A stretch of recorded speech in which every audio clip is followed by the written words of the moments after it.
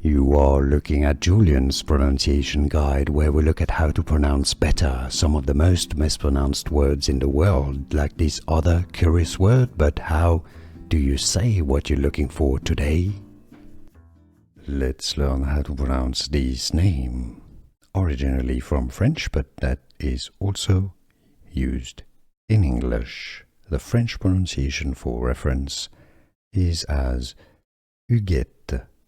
Huguette, silent H, and then you have the very French sounding U sound, very typical, Huguette.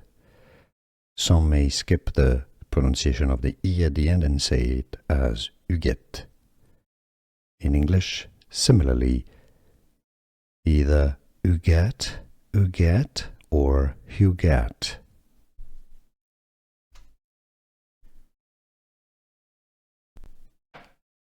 Let's learn how to pronounce this name, originally from French, but that is also used in English. The French pronunciation for reference is as Huguette.